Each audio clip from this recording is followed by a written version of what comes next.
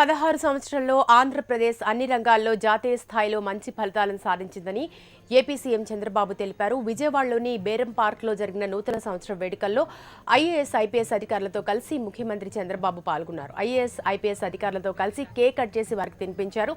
వీరి సహకారంతో 2017లో కూడా మరిన్ని ఘన విజయాలు సాధిస్తామన్న ఆశాభావాన్ని వ్యక్తం చేశారు.